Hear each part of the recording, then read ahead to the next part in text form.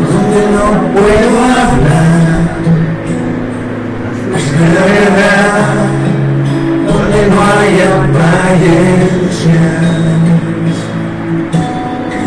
Cuando he descubierto que en mi corazón allí soy sincero, allí la apariencia de piedad se va, allí es tu gracia lo que cuenta, tu perdón lo que sustenta, a pesar de mí, y no podría dar la cara si no fuera porque soy revestido de la gracia y la justicia del Señor. Si me hubieran dado los ojos se enterarían que es Jesús, lo que me hizo reflejado ni tan solo fue su luz.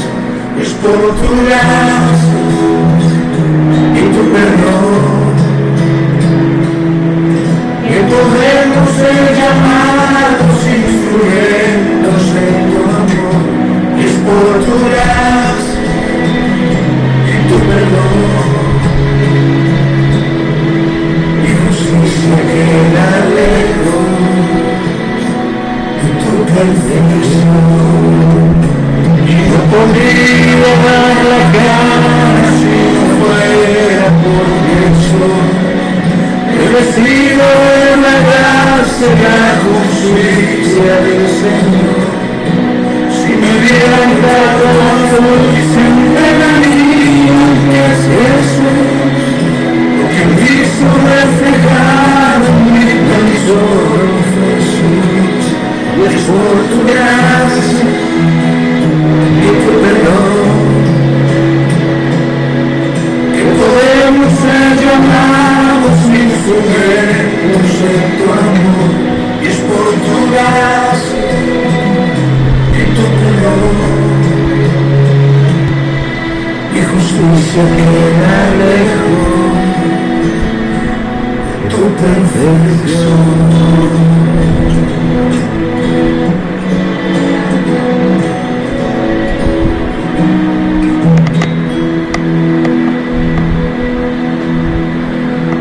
Señor, si es por tu gracia y tu perdón que podemos realmente servirte, Señor, que podemos llamarnos cristianos, que podemos tener la certeza de que somos salvos, Señor. Porque si no fuera por esa gracia, Señor, que es ese regalo inmerecido, esa venida, Señor, a este lugar a dar tu vida por nosotros, Señor. Esa muerte en esa cruz, Señor, donde tú cargaste con nuestro pecado, Señor. Donde tú, Señor, nos perdonas y nos das el privilegio de ser llamados hijos tuyos, nos das el privilegio de poder estar sin nada que nos estorbe ante la presencia del Padre, Señor. Poder tener esa comunión, ese compañerismo con Él, Señor. Ese compañerismo con el Padre, el Hijo y el Espíritu Santo, Señor. Gracias, Señor, por esa gracia, gracias por ese perdón. Gracias, Señor, por todo lo que hiciste en la cruz por nosotros, Señor. Gracias, Señor, porque aún así sigues intercediendo por nosotros en el cielo, Señor. Porque aún seguimos cayendo, Señor, y no podemos jactarnos, Señor, de nada. Más bien, Señor, de tu gracia y tu perdón. Bendícenos con esta palabra, Señor, que tu Espíritu Santo obre en nuestros corazones, abra nuestro entendimiento y que esta palabra sea respaldada por Él, Señor. Que toda palabra salga de mí, Señor, por gracia del Espíritu Santo, Señor. Que sea dirigida a nuestros corazones y que sea fructificada, Señor. Que no solo quede en nuestras mentes, sino que sea esa semilla que brote al 100, Señor.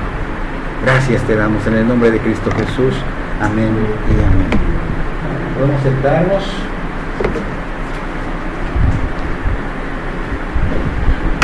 Abrir nuestras Biblias.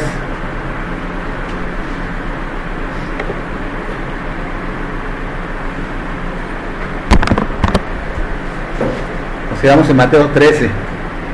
Terminamos hasta el 23 la semana pasada. Vamos a ver hoy del 24 al 43. El tema de hoy, las parábolas de la corrupción entre la comunidad del reino de Dios en la tierra.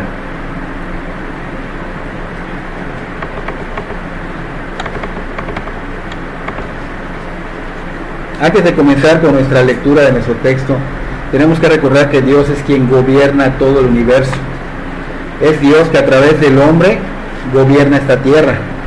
Es Dios a través del hombre gobernando esta tierra.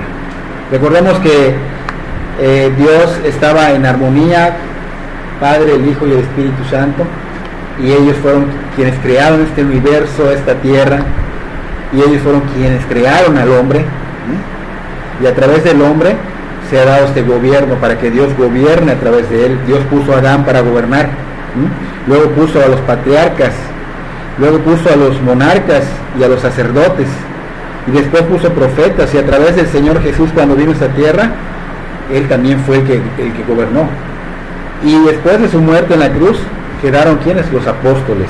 Ahora es a través de nosotros que Dios gobierna esta tierra. ¿Okay? La semana pasada se resaltó que Cristo es el Rey y que suyo es el reino. A través de Mateo vimos cómo Mateo da a conocer al Rey, al Mesías, al Hijo de David, ¿se acuerdan? Y pues obviamente Él es el Rey y es su reino. Ahora Dios ha permitido que Satanás gobierne gran parte de este mundo. Esto fue ¿por qué? Porque Adán y Eva desobedecieron a Dios, pecaron en el jardín del Edén, pecaron contra Él, pero aún así el reino de Dios, por gracia divina, por la providencia de Dios, ha ido avanzando, se ha ido extendiendo, se está extendiendo, y obviamente va ganando más campo hasta que el territorio del reino de Dios se extienda totalmente, hasta que el mal sea echado totalmente, y esto es en la segunda venida del Señor Jesús, ¿ok? Ahora, recordemos que los discípulos la semana pasada preguntaron que qué pasaría con el reino, ¿no? Y por la condición del corazón del ser humano, causó que Cristo hablara en parábolas, ¿se acuerdan? Anteriormente vimos la parábola del sembrador. Recordemos que en ella había 4 tipos de tierra, en las cuales 3 no daban fruto, no son fructuosas. La primera es esa tierra que es tan dura y que por eso es arrebatada del corazón. O sea, ¿por qué? Porque no entienden, porque no quieren abrazar la verdad, porque no quieren creer en la palabra, no quieren creer en Cristo. Entonces tienen los corazones endurecidos. Entonces fácilmente viene el malo y arrebata la palabra de Dios. La segunda es esa tierra que tiene una fina tierra, y luego de esa fina tierra hay piedra debajo de ella. Estas piedras obviamente no permiten que se enraíce bien la palabra. Esta es representada por los que reciben la palabra con entusiasmo, la reciben así con emoción, es mucha emoción, pero no dura mucho porque no están dispuestos a soportar la aflicción o la persecución por causa del nombre del Señor o por causa de la palabra. Ellos se gozan de recibir la palabra, pero cuando viene la persecución por la causa de Cristo, ¿qué pasa? Tropiezan. La tercera es esa tierra que se encuentra fértil, de hecho muy fértil, pero está contaminada. Está contaminada por los espinos, decía, ¿no? Por esa mala hierba que crece con facilidad, que crece en abundancia. Esta mala hierba, ¿qué hace? Ahoga la buena. Eso es que los afanes de este mundo y el engaño de las riquezas, de lo que es el éxito de este mundo, ahogan la palabra y hacen que se pierda y obviamente no da fruto. Pero la cuarta es esa tierra fértil, que es muy fértil y que crece sin problema. Esta tierra es el corazón preparado, que oye la palabra, que busca la palabra, que entiende la palabra, que anhela la palabra, que la abraza y que da un fruto a un 30, a un 60 y hasta un 100%, ¿no? Entonces dijimos la semana pasada que cuál tierra queríamos ser nosotros, ¿no? ¿Cuál tierra queríamos ser? ¿El que da fruto al 30? ¿O el que da fruto al 60? ¿O el que da fruto al 100%? Entonces, ¿por qué usa porcentajes aquí el Señor Jesús? Porque no todos los cristianos experimentamos el mismo grado de fructificación. No todos los cristianos somos fieles, no todos los cristianos somos leales y valientes. No todos somos humildes y consagrados. De acuerdo a tu entrega, va a ser al 30, al 60 o al 100%. ¿Okay? Ya dimos un repaso de lo que vimos la semana pasada. Ahora podemos empatar y entender mejor nuestro texto de hoy. Vamos a Mateo 13, vamos a leer del 24 al 30. Vamos a leer la parábola del trigo y la cizaña. Dice Mateo 13 del 24 al 30. Les refirió otra parábola diciendo: el reino de los cielos es semejante a un hombre que sembró buena semilla en su campo. Pero mientras dormían los hombres, vino su enemigo y sembró cizaña entre el trigo, y se fue. Y cuando salió la hierba y dio fruto, entonces apareció también la cizaña. Vinieron entonces los siervos del padre de familia y le dijeron: Señor, ¿no sembraste buena semilla en tu campo? ¿De dónde pues tienes cizaña? Él les dijo: un enemigo ha hecho esto. Y los siervos le dijeron: ¿quieres pues que vayamos y la arranquemos? Él les dijo: no sea que al arrancar la cizaña, arranquéis también con ella el trigo. Dejad crecer juntamente lo uno y lo otro hasta la siega, y al tiempo de la siega yo diré a los segadores: recoged primero la cizaña y atadla en manojos para quemarla, pero recoged el trigo en mi granero. ¿Okay?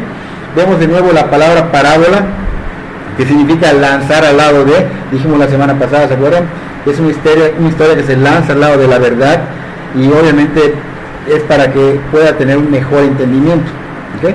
Las parábolas se llaman historias terrenales con un significado celestial. Entonces, esto trae una ventaja al oyente, ¿no? Primero porque obviamente hace trabajar nuestra memoria, y obviamente somos personas que recordamos las historias fácilmente, y lo segundo es porque nuestra mente también empieza a trabajar y nos lleva a querer escudriñar el significado de todo esto, ¿no? Entonces vemos que dice acá que vino su enemigo y sembró cizaña entre el trigo. Obviamente esta parábola nos describe claramente la hazaña de un enemigo. Este enemigo es Satanás. Él es quien intenta destruir la obra del Señor. Él es quien intenta destruir el trabajo del hombre. Obviamente a través del Señor, a través del hombre está trabajando. ¿Okay? Recuerden que somos esos recipientes llenos de gracia. O sea, y Él es el que quiere destruir el trabajo de Jesús, porque Jesús es el que vino a sembrar esa buena semilla en su campo. Entonces aquí vemos dos propósitos. Uno que es el de Dios, que tiene un plan, y otro que es el del enemigo, que quiere sembrar cizaña, quiere destruir este plan de Dios. ¿Okay? Entonces vemos que el agricultor sabio, o sea Dios, no va a dejar que el enemigo triunfe. En vez de querer tal vez separarlo de una vez, Él dice: no, hasta la siega, hasta la cosecha, esto es hasta el juicio final. ¿Okay? Entonces notemos que en esta parábola describe claramente que hay corrupción, mala hierba, hay corrupción, hubo, hay y sigue habiendo. ¿Okay? Eso es dentro del pueblo de Dios, dentro de las iglesias, dentro de nosotros que somos el pueblo de Dios, siempre va a haber esta cizaña. Tal vez empiece a crecer bien y de pronto, no sé, venga el enemigo y siembre algo en nosotros, o venga y traiga personas que también puedan obviamente ser parte de la cizaña, ¿no? Entonces estamos viendo que en esta parábola es muy notable que hubo corrupción, que hay corrupción, y que obviamente va a ser quitada hasta que el Señor venga. No sé si se acuerdan que la levadura es algo tomado como lo mismo, como la corrupción. Entonces vamos a suponer que dentro de una masa que es representada por el pueblo de Dios, metas tú la levadura, y ¿qué sucede? Empieza a crecer, empieza a leudar, y este crecimiento no es algo normal, no es algo natural, es antinatural, ¿no? Y es la corrupción que va creciendo. Obviamente da un cambio radical, un crecimiento impactante, pero lamentablemente que es falso. ¿Okay? El trigo obviamente está representando al pueblo de Dios, la cizaña representa la corrupción, la influencia corrupta, y es una influencia que puede parecer genuina, que puede parecer verdadera, pero no lo es. La cizaña es muy parecida al trigo. Si llegamos a ver físicamente el trigo y la cizaña, vamos a ver que se parecen muchísimo, que son casi iguales. Entonces, lo que lo hace diferente es cuando ya crece y empieza a dar como que el fruto, como que el grano, y es cuando se empieza a ver la diferencia entre el trigo y la cizaña. La cizaña de este pasaje obviamente es venenosa, es muy parecida al trigo, pero es venenosa, y no se puede distinguir hasta que se formen esas espigas. ¿Okay? Entonces vemos que la cizaña tiene también granos como el trigo. Tiene granos que son parecidos a los de trigo, pero que no son comestibles. ¿Okay? Se puede hacer harina y se puede elaborar pan con ellos, pero quien pruebe de ellos, quien coma de ellos, va a quedar contaminado, va a quedar envenenado. ¿Okay? Así que debemos de recordar que a veces al hombre le parece un camino derecho, pero el camino es camino de perdición, es camino de muerte. Hay una sustancia en la cizaña llamada pelumina, que esa sustancia es muy venenosa y produce un parásito que quien consume esta semilla experimenta náuseas, así como querer vomitar, convulsiones también pueden venir, incluso puede llegar hasta la muerte, ¿no? Y es lo que está representando, que si nosotros nos contaminamos por la cizaña, esto va a traer muerte a nuestras vidas, pero es muerte espiritual, muerte eterna. Así son los hijos del mal. Ellos están obviamente para dañar su entorno, dañar el entorno que son los hijos de Dios, el pueblo de Dios. Pero ¿qué les espera a estas personas? Les espera una muerte, porque dice que la paga del pecado es muerte, ¿no? Así que eso es lo que les espera a ellos, y nosotros esto nos lleva también a hacer un autoanálisis y no estar cayendo también en ser la cizaña. A veces nos desviamos, no hay uno que no. El que diga que nunca se ha desviado, de veras que es mentiroso. Todos nos desviamos y empezamos a caer en este grupo. Tenemos que tener cuidado y volver al camino, volver a ser parte de lo que es ese trigo, ¿no? Parte de lo que es el pueblo de Dios, ¿no? Decía el Señor en el versículo 29, no sea que al arrancar la cizaña, arranquéis también con ella el trigo. O sea, ¿qué pasaría si intentáramos separar el trigo de la cizaña? El Señor dice que no debemos hacerlo, o sea que no es de sabios hacerlo. Él está diciendo que debemos preservarlo, que debemos proteger el trigo, pero preservar ni modos también la cizaña. O sea, no podemos arrancar la cizaña porque nos podemos llevar al trigo, ¿ok? Entonces Él no está separando, Él no está diciendo que no separemos el trigo hasta un tiempo. ¿Cuál tiempo? La cosecha. Él es sabio Dios y sabe que si nosotros hacemos este trabajo, podríamos caer en el error de arrancar el trigo, ¿no? Así que esto va a ser al final de la cosecha, o sea, en el juicio final, y el Señor nos va a dar una explicación en Mateo 13. Si continuamos, Mateo 13, vamos a saltarnos un poquitito en nuestro texto, porque nos quedamos en el 30, vamos a brincar al 36, vamos a leer hasta el 43, pero no excluimos lo anterior, sino que vamos a regresar a él inmediatamente, ¿no? Dice Mateo 13, 36, 43. Entonces, despedida la gente, entró Jesús en la casa, y acercándose a él, sus discípulos le dijeron, explícanos la parábola de la cizaña del campo. Respondiendo él les dijo, el que siembra la buena semilla es el Hijo del Hombre. El campo es el mundo. La buena semilla son los hijos del reino y las cizañas son los hijos del malo. El enemigo que la sembró es el diablo. La siega es el fin del siglo y los segadores son los ángeles. De manera que como se arranca la cizaña y se quema en el fuego, así será en el fin de este siglo. Y enviará el Hijo del Hombre a sus ángeles y recogerán de su reino a todos los que sirven de tropiezo y a los que hacen iniquidad y los echarán en el horno de fuego. Ahí será el lloro y el crujir de dientes. Entonces los justos resplandecerán como el sol en el reino de su Padre. El que tiene oídos para oír, oiga. ¿Okay? Entonces vemos cómo el Señor está explicando cómo va a ser esto. Entendemos por qué el Señor Jesús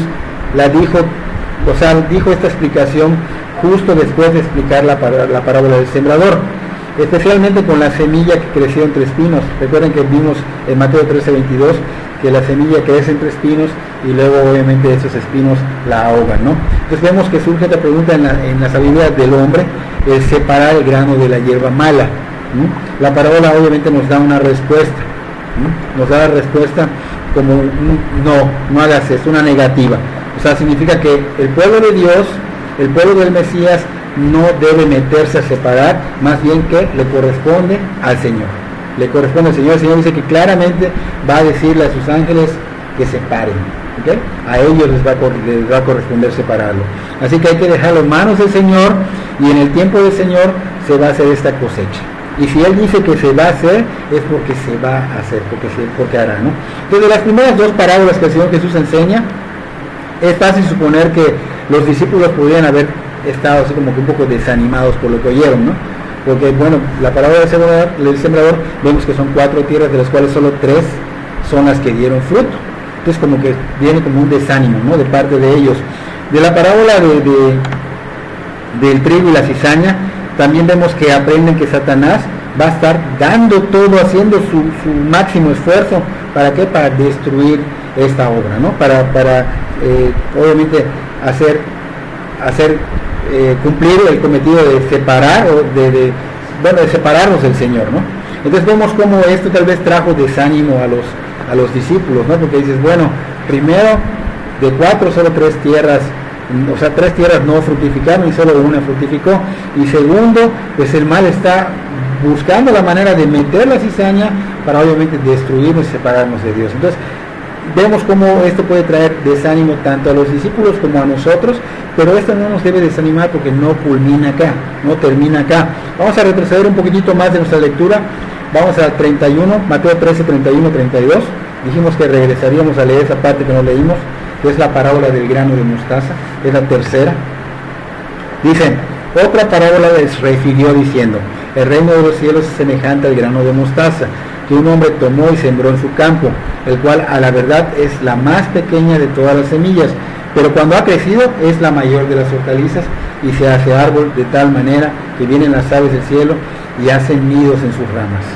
O sea, aquí el Señor está diciendo que el reino de los cielos es semejante a un grano de mostaza. Ok, la mayoría toma esta descripción como un crecimiento de la iglesia, la comunidad del reino creciendo, que empieza obviamente y impactantemente crece, ¿no? Pero hay que tener cuidado, porque no es un crecimiento natural, es un crecimiento antinatural, que empieza creciendo, pero dice que vienen esas aves y hacen nidos. O sea, ¿qué representan las aves? El mal, Satanás, sus demonios, sus ministros.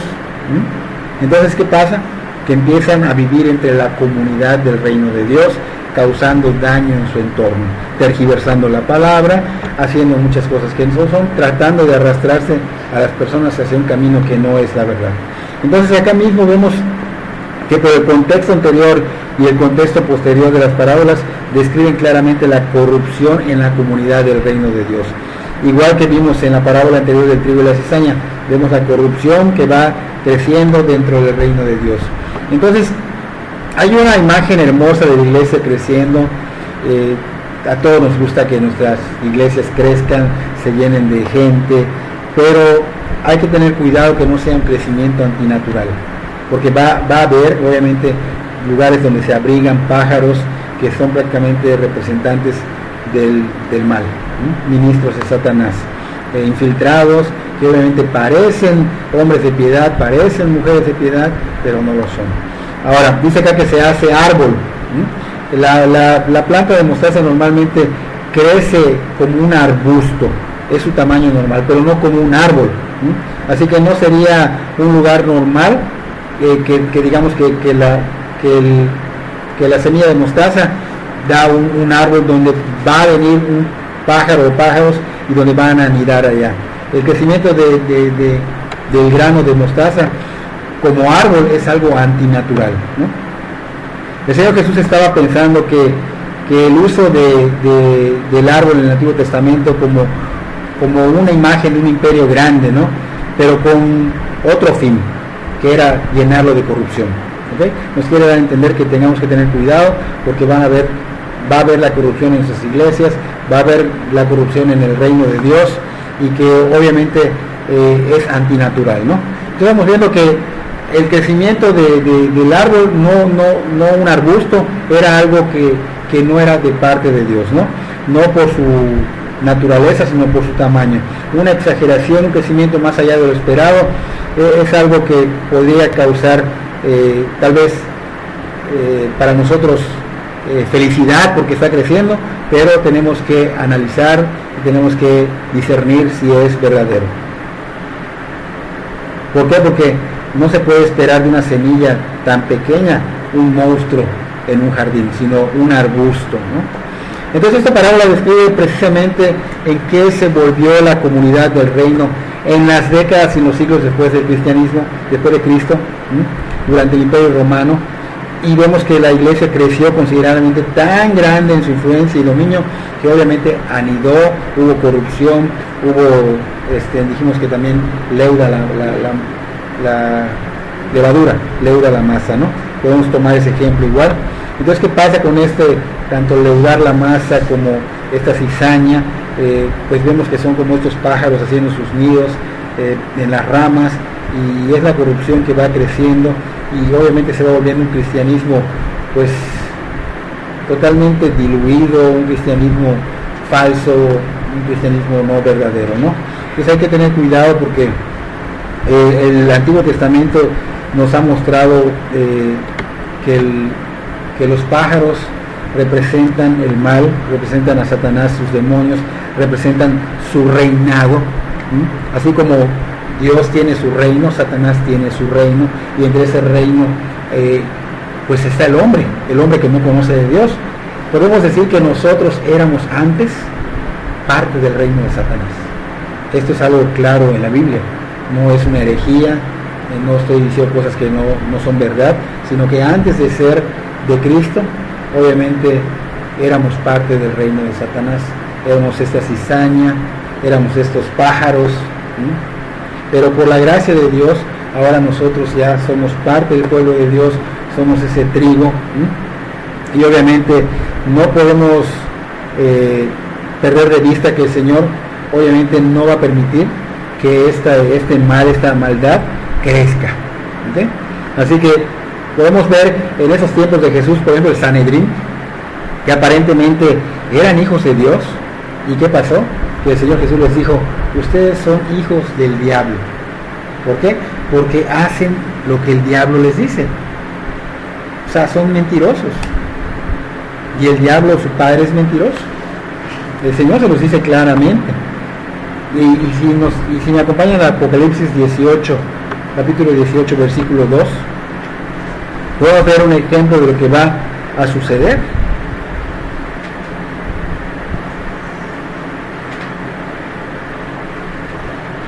Dice Apocalipsis 18, capítulo 18, versículo 2.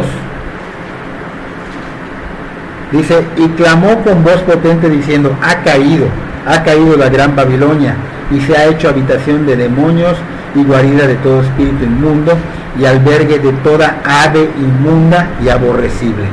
¿Okay? Esos lugares, no vamos a hablar mal de nadie, en esos lugares donde supuestamente está el crecimiento impactante y se habla de Dios y también se predica de Dios, pero se ve la evidencia de otra cosa. Dice que obviamente es un albergue de toda ave inmunda y aborrecible, y esta va a caer. O sea, el punto que tenemos que tener en cuenta es que va a haber corrupción, pero que no debemos desanimarnos. Que no debemos desanimarnos, porque el Señor está en control absoluto. El reino de Dios sí va avanzando, no como nosotros pensamos. Él es sabio Dios, sus pensamientos no son nuestros pensamientos, nuestros caminos no son sus caminos.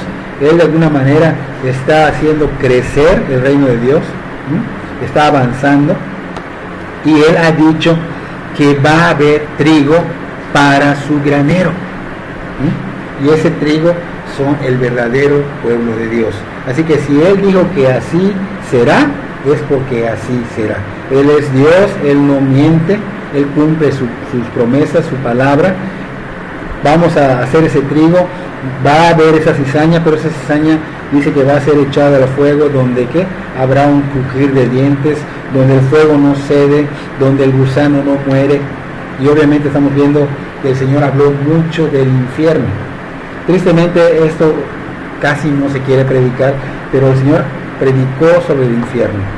Y si nosotros estamos hoy día desviados, es la oportunidad, estamos vivos, es la oportunidad de volver al Señor, es la oportunidad de arrepentirnos, es la oportunidad de creer, es la oportunidad de ver la gracia de Dios, que es un regalo inmerecido, de venir a los pies de Cristo y rendir nuestra vida a Él. Si ya tú sientes que estás por buen camino, qué bendición, dale gracias a Dios que te muestra que estás yendo por buen camino, que estás realmente siendo parte del pueblo de Dios, que estás haciendo este trigo, que algún día Él dice que va a ponerlo en su granero. Así que por gracia divina tenemos la oportunidad hoy día de saber si estamos o no estamos, y si no estamos, para que estemos. Y que volvamos a Dios, nos arrepentamos y creamos en el Señor, que Él vino a morir por nosotros, que Él pagó nuestra deuda, que Él murió y que al tercer día fue resucitado, que Él está a la diestra del Padre y aún sigue intercediendo por nosotros. Así que esperamos que haya sido de bendición este estudio, y que este estudio realmente no sea solo un estudio de literatura, sino sea verdaderamente nuestro tesoro, nuestro manjar, y que esté en nuestro corazón para que se haga vívida esta palabra, se haga parte de nuestras vidas. Vamos a ponernos de pie para orar.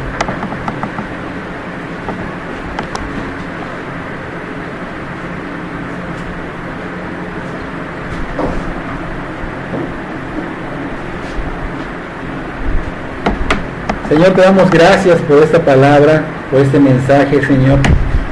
Gracias por mostrarnos, Señor, si estamos o no estamos en el camino, Señor. Si somos realmente el trigo o la cizaña, Señor. O para también la advertencia de tener cuidado de ella, Señor. Señor, es de bendición para nosotros que tú nos hables a través de la palabra, Señor. Ayúdanos, Señor, a que esta palabra sea latente y podamos estar con la decisión de obedecerla, Señor. Que podamos realmente buscar ser ese trigo, tener la esperanza, Señor, de que algún día tú vas a poner ese trigo en el granero, Señor. Tener la esperanza de que tú, lo que dices, Señor, lo que prometes se cumple, Señor. Y tú has prometido que algún día estaremos en tu presencia, Señor. Que somos sellados por el Espíritu Santo, Señor, por tu Espíritu. Y que esa es la certeza que tenemos de que algún día, Señor, estaremos, ya sea por tu venida o porque, Señor, pues llegue nuestro tiempo acá en esta tierra, Señor, y estaremos en la presencia tuya, Señor. Gracias, Señor, porque no por obras, sino por tu gracia podemos estar confiados de que esta promesa se va a cumplir, Señor. Bendice nuestras vidas, Señor, con depositar sed y hambre de justicia, por depositar sed de buscar tu rostro, Señor. Que seamos verdadera luz, Señor, en este mundo lleno de tinieblas, oscuridad. Que seamos verdadera sal, Señor, en este mundo insípido, Señor. Que seamos verdaderas, pues, luces como faros, Señor, para llevar a estas personas que no te conocen a tus pies, Señor, y que sean personas que verdaderamente vean la necesidad urgente de ti en sus vidas, Señor. Gracias te damos, prepara nuestros corazones para alabarte y adorarte con estas alabanzas. Que sean, Señor, con nuestro corazón, que sean, Señor, sin distractores, que santifiquemos verdaderamente esta alabanza y que llegue a tu presencia como olor fragante. Gracias te damos en el nombre de Cristo Jesús. Amén y amén.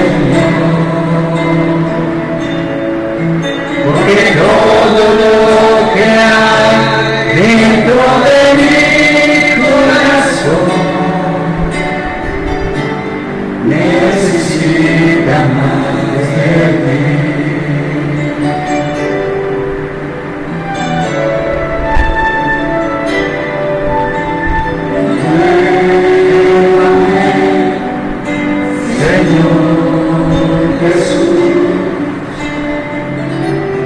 ya